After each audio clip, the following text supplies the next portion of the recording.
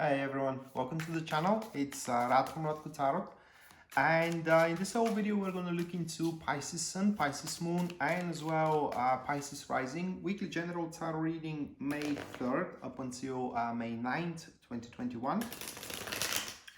And should you find yourself interested in a personal reading with me, or if you do want to take my tarot classes, you can check out the description down below. And there you're going to find a link to my website where you can view and purchase either or both of these services. So with that being set aside, moving to your reading, Pisces, the first card we do have for you, that is going to be the Knight of Swords. Moving next, we have the Ten of Wands, followed by the Eight of Wands. Moving next, we have the Hierophant, and the last card for you, Pisces, that is going to be the Ten of Swords. That was quite unexpected with the last one. The week, it is one is certain here. It is that the week you are not going to spend alone. I mean, here with the Knight of Swords, as the card comes up, right as the week kicks in, for one or another reason, it will be bound with that person, and you are going to have a lot to do with them, in a sense of a cumulative efforts here, combined efforts. And the Knight of Swords, which shows up at the start of the reading, these people, they are quite tenacious, and when it comes to reaching out whatever goal they have bestowed upon themselves, there is nothing that can throw them out of their way. That is because they firmly believe in what they do. Now, that is the strongest virtue of the Knight of Swords. So if they do something with you, that means that they do believe in you. There is no question about it. Another thing about the Knight of Swords, it is that they are truth seekers, and they don't believe in anything but the truth. So when that person approaches you, or when it steps out for you, whatever they tell you, that will be the truth.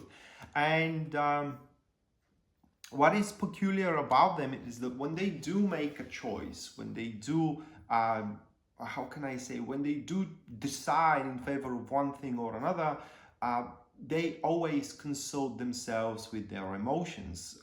And that is quite strange for the Sword card, right? Or especially for the Court of Swords, but that is the only card in the Court of Swords that takes their emotions under consideration. That is because they are truth seekers, and they first and foremost need to stand true to themselves. So the fact that they do something with you, whether that is dating, whether that is working, whether that is just, hanging out, that means that they like it. They very much like it, and they see reason behind it. They see it, that it makes sense for them. They see a future.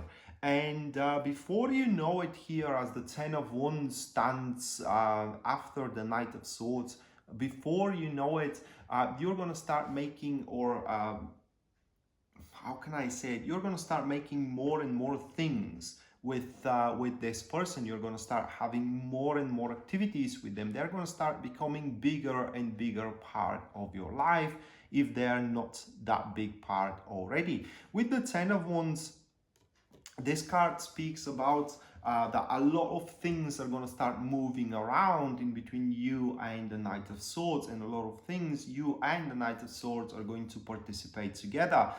And all of them, pretty much, like I said, are going to start make sense to you, are going to be things that you alone will want to see through.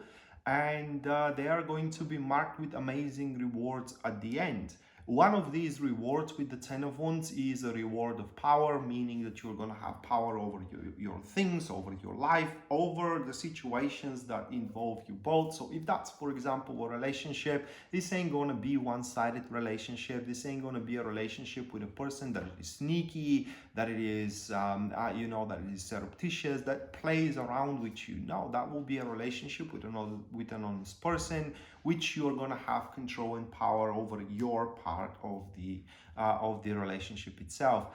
One thing about the Ten of Wands, though, especially that it is combined with the Knight of Swords, it is that all of the activities are going to look very pleasant. All of the activities that you can do with the Knight of Swords are going to look are going to make sense, but you can do just so much. I mean, in a day there are just so much hours, 24, and you don't have more than that. So at some point you may feel a bit overburdened, and that will be because you have undertook more than you can actually swallow down. So you have to be mindful about it, otherwise you risk of burning yourself out. And right after that we do have the Eight of Wands, and if you can observe the card, we do have a person walking out of a hole or climbing up the rock bottom. Eight of Wands in tarot presents you with many varieties that you can do, many opportunities, one different from another.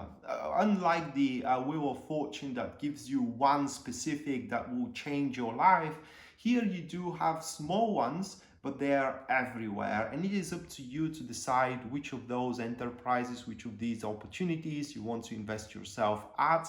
Unlike the Wheel of Fortune though, the Eight of Wands does not protect you from failures. So you whenever you do want to jump into something, or whenever an opportunity stands in front of you guys, you should face it with a clear-headed mind, so you don't rob yourself of the opportunity itself. But suffice to say, while the very first few days of the week things could be a little bit slow because you're going to have so much things to do and you won't be able to focus on one at the time, but at many, here with the Eight of Wands things speeds up. And I do believe, looking at the cards, is that it's going to be because you will now narrow up, in a sense of that you're not going to be that much scattered with so many activities, but you and the Knight of Swords are going to pick up those activities that makes most sense out of anything else and just go along with it, just live up to it. And right after that we do have the Hierophant, and this is here the knot. This is the fulcrum, which kind of like gives a meaning to the future. So what I mean is that with the appearance of the Knight of Swords, the goal may not be clear. I mean, that could be an interesting person that you want to get to know each other and so on and so forth, but you may not be able to make it up quite enough what kind of an individual that is, what kind of a part of your life this individual is going to take on. Is that a lover? Is that a friend? Is that a business partner? You know, it's not going to be clear at that point. But with the Hierophant, now the things are going to be clear, because with the Hierophant standing here, you are going to see the benevolent support from that individual Knight of Swords. You're going to see that you can always talk with them. They can always give you a very, very good advice. The problems that a relationship, regardless if it is a business relationship or an intimate relationship, has, are so easy to be solved this time around with this person. That is because they're reasonable, their arguments make sense, and so on and so forth. And thus, at that point, the ways how things can move forward are pretty much numerous, or rather like infinite. Because you may do business together, but also you can be a lover, so one does not exclude the other. With the Hierophant, one is certain here, it is that regardless how things are going to move on in between you and the Knight of Swords individual, they are going to move on in the framework of your beliefs. And you are gonna have nothing against it. It's because it's something you believe in. So the Hierophant reads very differently in terms of career and in terms of love. So if that's about a business partnership in between you and the Knight of Swords, then you wouldn't concern yourself how lucrative the business is going to be at the start. You're going to start doing the business because you're going to enjoy the business, because you're going to enjoy doing business with this person. Money are going to find you on their own accord. Should that be love and intimacy, with the Hierophant, it's highly likely that this Knight of Swords is going to be nothing like people you have been involved in beforehand. they're going to be slightly different. And here the Hierophant stands that the intimacy and the love that is going to build up in between you two is going to be built on a solid foundation of trust and mutual reliability, and therefore you're going to give a new definition of love itself, and that is the real love that you are going to experience at that point. And where that leads you, really, it leads you to the Ten of Swords. And as I was running through the cards, now the Ten of Swords makes so much more sense. I couldn't make sense straight away when I saw the cards, but now it does make so much sense. For the Ten of Swords here speaks about your eyes opening. Your eyes were yet to open, and now they are opened.